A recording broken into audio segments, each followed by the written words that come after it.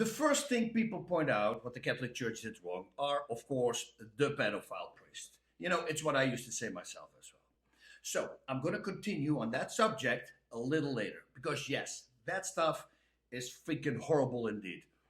But that's going to come up. So, why would I follow the Catholic faith? Well, it's actually very simple. I was baptized Catholic, and it's the one faith that is established by Jesus Christ himself.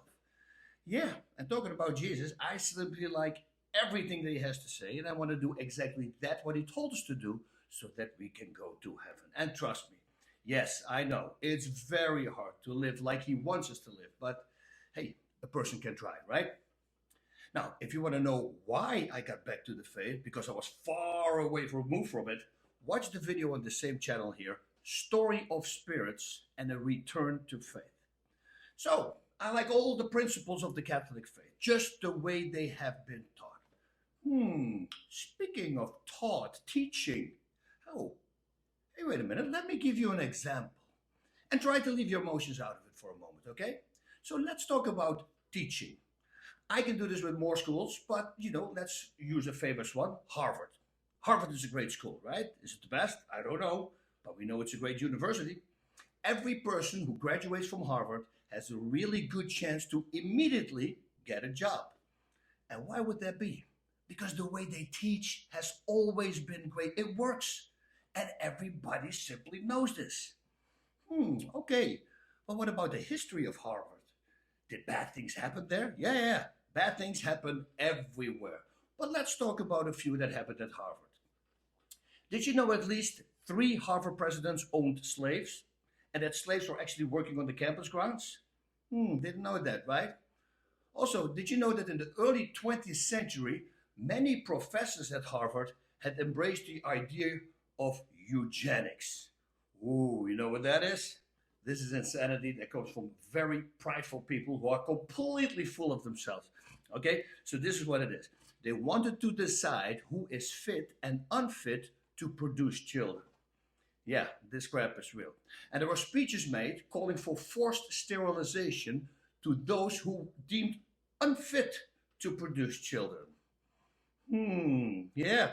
Then Charles W. Eliot, yes, he spoke out against biracial relationships. Yet today, Eliot House, one of the 12 undergraduate residential houses at Harvard University, guess what? Still has his name.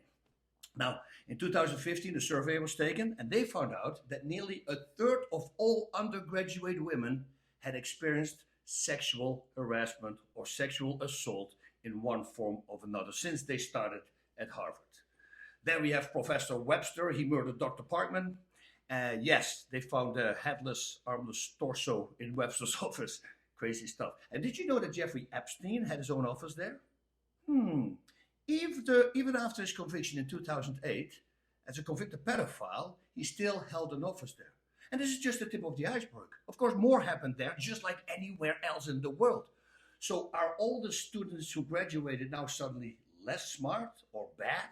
Do companies stop hiring them because they're from Harvard? Now you're saying, wait, boss, are you comparing the church with Harvard? No, I'm not comparing that with Harvard. I simply try to show you that no matter what bad happened at Harvard, their teachings are exactly the same and are among the best. Same as the teachings in the Catholic faith. Yes, a lot of bad happened. Bad popes, bad priests, other scandals, but it didn't change what Jesus said and what Jesus taught us. His words are exactly the same. And his words are what I'm practicing. To me, it's the way everybody should behave.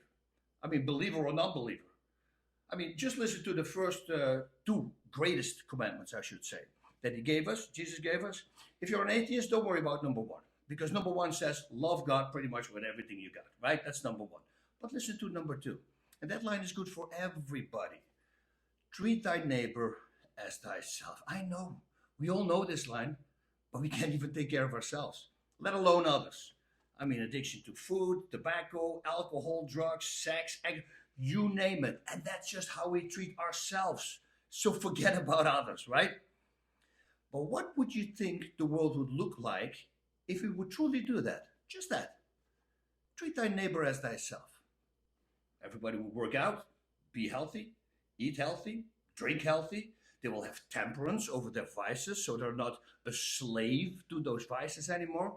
And they will live longer and will be rarely in the need of medication because we are simply designed to fix ourselves, and especially if we're healthy.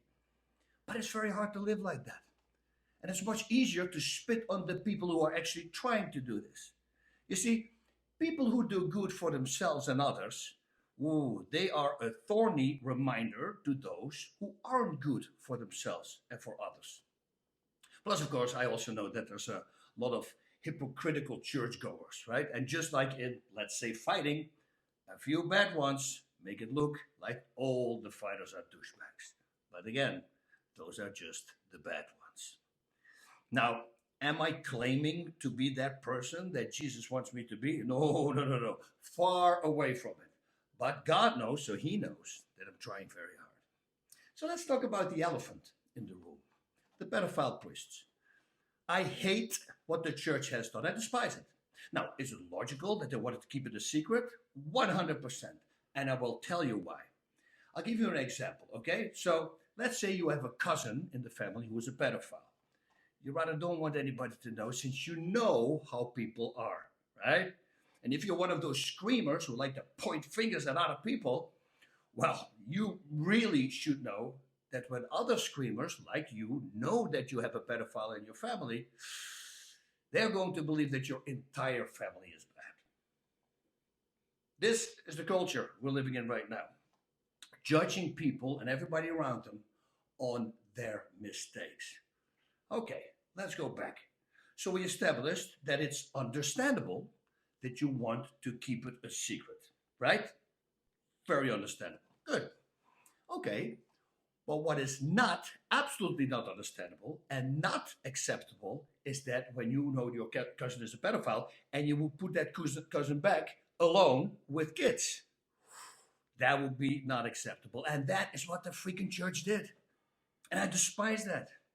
But all those things have been done by people, bad people. Listen, if it was me in charge there, things would be different. I will guarantee you that. But what I would do is not so Catholic. So I'm not even going to tell you what I would do. Again, listen, I'm working very, very hard on being better at forgiving people. But come on, forgiving people who do damage to kids, ruining the rest of their lives, well, in my eyes, they're just the lowest of the lowest. They're not even human anymore. I mean, to do that so you can feed your own pleasures and completely destroy a kid is just out of my comprehension. You know that when they put a pedophile in a regular prison, the normal prisoners will actually kill them because even they believe it's the most heinous crime. And now I know people are going to say, some of you, but oh, no, no, no, they don't know. It's not their fault. It's the dumbest freaking comment there is. Because as long as they try to hide their crime, they know 100% they did is wrong. I'm going to leave it like that. So again, saying that Jesus' words changed because of bad people infiltrating the church, we establish now that his words stay the same. Wait, boss, did you say infiltration? Yeah. You would be really dumb if you don't know that, right? Let's give an example. The Boy Scouts. You don't think pedophiles apply to that job as well because they know they're going to be alone with kids? Don't be stupid, of course. Women who got divorced and have young children, do your Google search. Oh yeah, they get approached as well by pedophiles. You hear this all the time. You don't think that some pedophiles see being a priest as a perfect opportunity? Of course this happens. Everything in the world that is powerful gets infiltrated. Let's for now just call it a group. That makes it easy. Everything is a group, okay? So for instance, the CIA, FBI, the WHO, CDC, Big Pharma, social media websites, media in general, government, and yes, the church as well. Places like that are always infiltrated by bad people. Now, does this mean that the CIA, FBI, and all these other groups, as I just call them, are bad? No, absolutely not. But a small percentage, unfortunately, is. Now, don't worry, those people will get what they deserve. Some of them just not in this lifetime. Darn, right? And I know non-believers will say, now, oh, come on, there's no hell. But did you know that there's been thousands of people who died and were brought back to life who had a near-death experience and actually went to hell? YouTube that. Oh yeah. And you want to hear a crazy story or read a crazy story? Read this one about Gloria Polo. I have the link below this video. This is a super crazy story. I believe it's like translated in over 30 languages. Now, and if you don't want to watch or read it and risk eternity, be my guest. You can do whatever you want to do. But even when it's not true, or you believe, or you do not believe, you should live like that. I mean, the deal is very simple, right? You do good for yourself and to others, and you're going to go to heaven. And if it's not true, and there's no heaven, well, at least you're going to be remembered as a very good person. But again, it's very hard. And that's also one of the reasons that some people decide not to believe. It's easier to be a douchebag and to screw other people over. And I already talked about this, okay? We always focus on what others did wrong. But we'll never talk about what the Catholic faith did right. I mean, people will scream, the Catholic Church has so much money. Okay, so they have so much money. What do they do with that money? And what good do they do with it? Okay, so let's name a few things. First of all, do you know that the reason you can go to school is started by the Catholic Church? Yes, they made sure that everybody, not only the wealthy and noble, that they also could go to school. Now, Catholic schools now have 2.6 million students every day. The costs, $10 billion, paid for by the church. Now, a normal school, that would be $18 billion. So they save the taxpayers $18 billion a year, just here in the US. Now, they have a non-profit hospital system, also right here in America. 637 hospitals, treating 1 in 5 patients in the US. Globally, the Catholic Church manages over 150,000 schools, most in developing countries, while providing education for around 54 million students per year. Now, in terms of healthcare and wellness, the Catholic Church operates over 5,000 hospitals, 16,000 outpatient clinics, and 600 leper colonies, mainly through religious orders. Moreover, the church runs nearly 16,000 nursing homes for the elderly, chronically ill, and the disabled as well.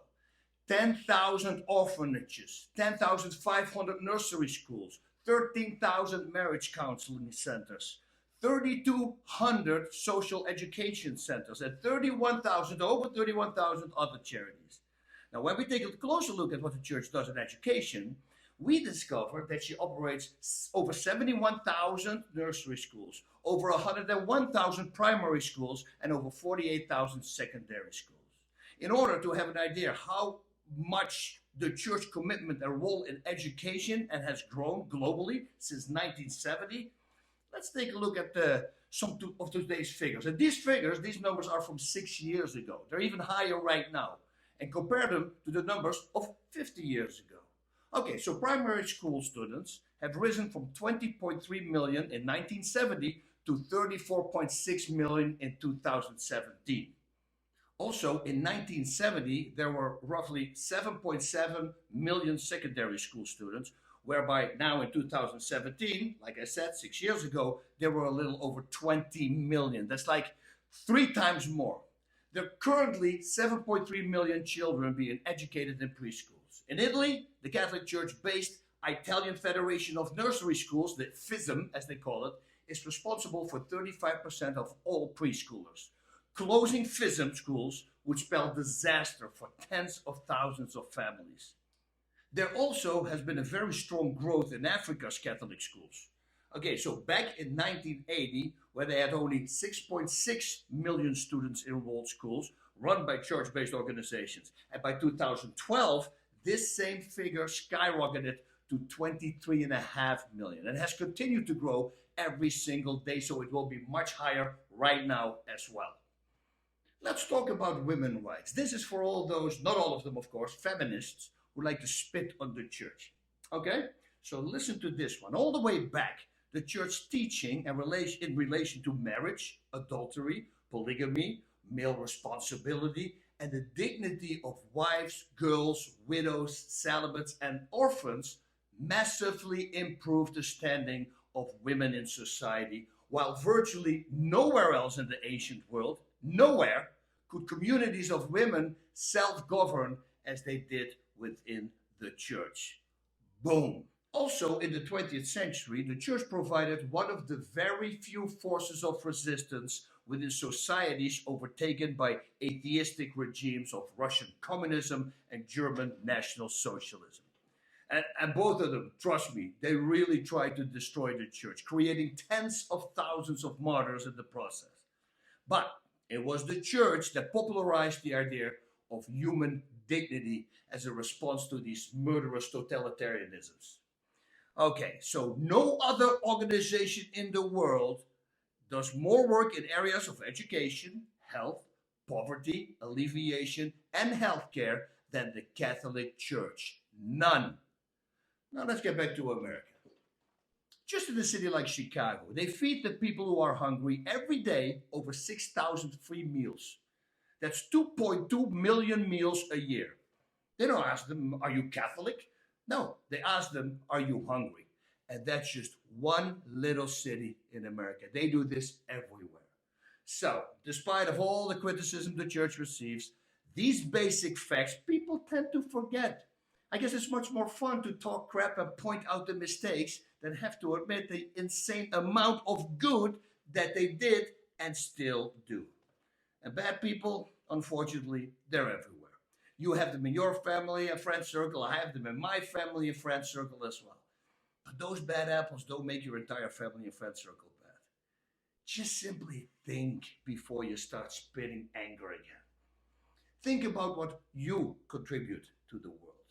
And if you don't do any of the good things the church does that I all just mentioned, any of them, just like simply helping people in need, then maybe you should keep your mouth shut. And first work on the person that you see in the mirror every single day. And once you start doing that, I think it will change for you, for the better.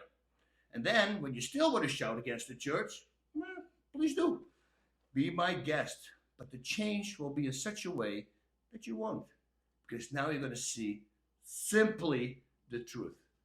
Now, negative comments I will immediately remove and I will block the accounts.